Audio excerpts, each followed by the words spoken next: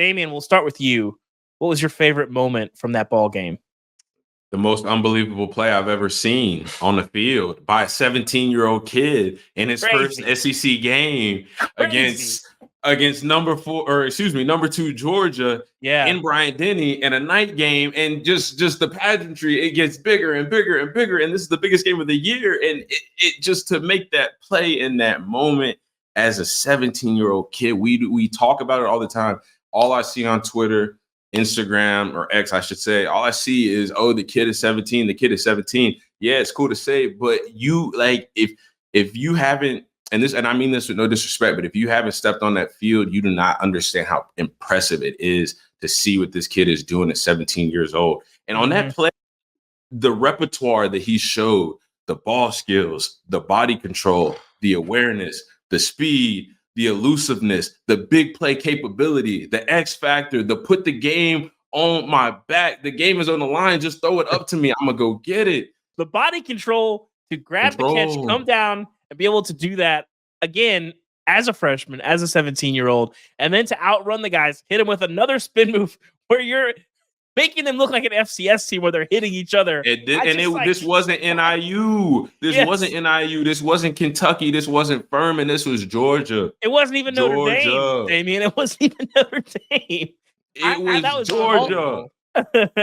All while he's wearing eye black that says "kill everybody" on it too. Man, yes. The kid is a savage. 6 catches, 177 yards. He came into the game averaging 28 yards per catch. That went up because he averaged 29.5 yards per catch in this game, which was just ridiculous. My takeaway from this game, Kalen DeBoer, we thought, hey, Nick Saban, he goes away. Maybe Alabama takes a step back. But now we've got Kalen DeBoer scheming things up for elite level talent. Yes. And Georgia did not know what to do in that first half. Kirby Smart even said at halftime, well, they're using a lot of empty, and we weren't expecting that. And just totally had Alabama on its back foot for that whole first half. But they kind of ran out of stuff to do in that second half. Georgia did make the adjustments that they needed to make, and that's how they made their way back into the game. Ultimately, Ryan Williams wins them the game in a close game like maybe we had expected coming in. Kalen DeBoer, though, he's now 6-0 against Kirby Smart, Dan Lanning, Steve Sarkisian.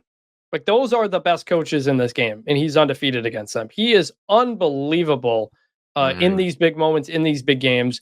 And Jalen Milroe looks just like he's on another level. Sensational. And it's not just the deep pass at the end. He completed like 80% of his passes in this game. He is making quick decisions. He's not taking bad sacks like he did last year. And I think we're clearly seeing that Alabama is unlocking everything that they can do with him. And this is just such an unbelievable team, what they can do offensively with those two guys. And we talked about it going into the show on Thursday, and we saw it late in the game.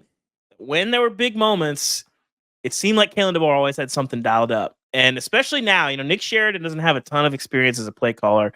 Kalen DeBoer is going to be heavy in that process. It might be a little bit different if they had kept Ryan Grubb. He's going to have a pretty heavy hand there. And we saw that every time they needed a play late, they seemed like they were getting them. They hit that deep ball. Defensively, though, Damien, when you looked at that first half, it was both sides. Just Georgia completely blitzed on both sides. No idea what to do. When you saw them defensively, what did you see like they were doing that had Georgia so confounded offensively? It seemed like Carson Beck couldn't see what was happening. Had no idea what was happening. Blitz, Bama, blitz. They blitzed the hell out of this guy. They brought pressure.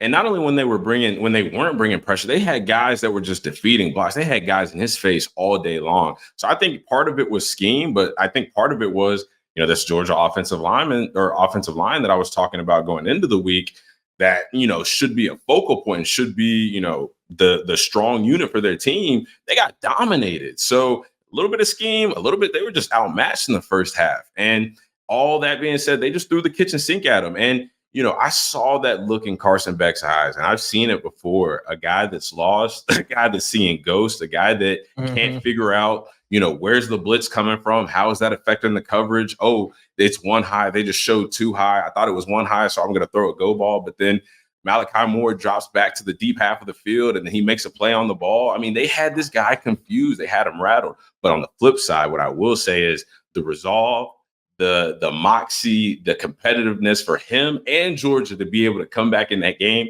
We don't need to understate that. We need to talk about that, because I think that at halftime, whatever adjustments they made, whatever Kirby said to that team, we found that unlocked a different Georgia team. That unlocked a new Georgia team. That's not the team that we saw against Kentucky.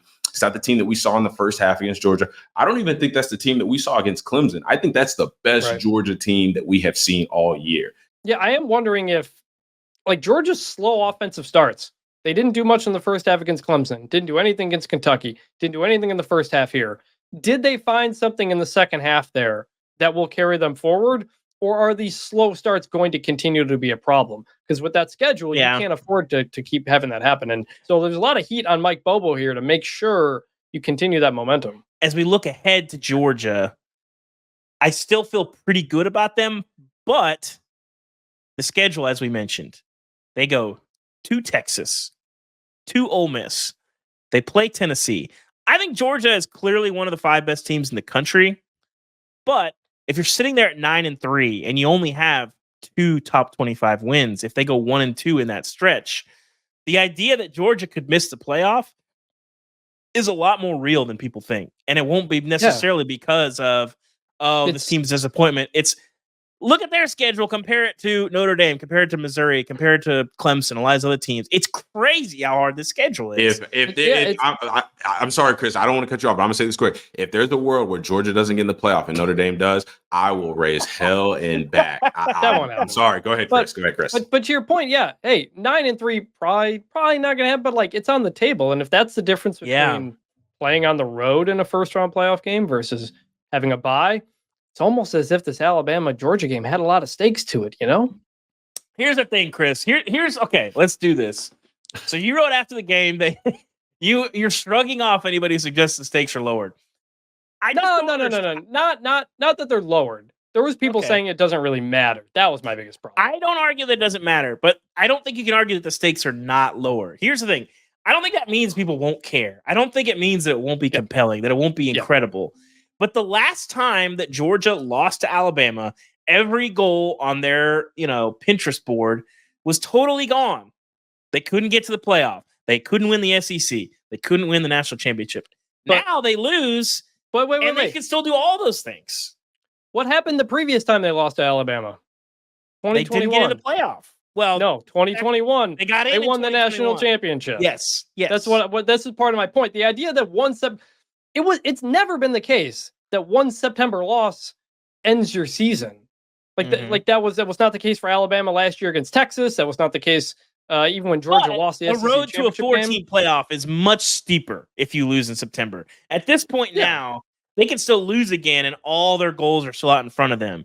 This game, maybe it lowered your margin of error the rest of the season, but it didn't make it nil. You're not walking on a razor's edge the rest of the season, which I think there'd be real value in that. Now, I will say, I like the 12-team playoff. I like all these teams that are going to be involved. I like all this stuff, but it does make these games mean a little bit less in the larger scheme of the sport, even if the games themselves continue to be spectacles, continue to be unbelievable, and that was the best game I've seen probably... I don't know. It's been a while. Here's the thing. One that jumps out to me was Bama, Tennessee a few years back, but there's probably been a couple I'm forgetting. When Ryan Williams makes that play for a touchdown, when Alabama gets the interception to win the game, in that moment, another freshman, by the way, are you thinking, oh, no, this doesn't matter? This doesn't matter because Georgia can still make it. It's not that it doesn't matter. It's that the stakes are lower. You've lowered the stakes on these games. What I'm saying is, in that moment, all that mattered was that game.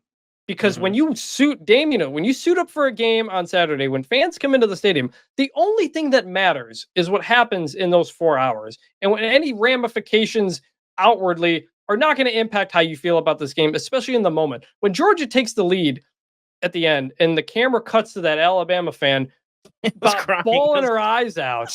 Hilarious. Someone should have told her, right? Hey, Alabama's, their playoff goals are still intact. You don't need to freak out. No. That's why we love college football. But they should tell her that. That's the thing. They should say, hey, all the goals are shot in front of you. I know this sucks, but you're going to get another shot. We love college football because what it means on Saturdays, not for what it means in the playoff.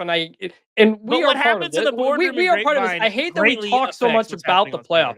I hate it's September. Why are we talking about the playoff? It is so far away. Because there's 12 teams, and that's what everybody wants to talk about now. It doesn't matter at this point. There's 2/3 of the season still to go. Like, it doesn't. All that matters is that Georgia and Alabama played a hell of a game, and Kirby Smart is now 1-6 against Alabama in his career as head coach. And you're wondering, can Georgia ever get over that hump?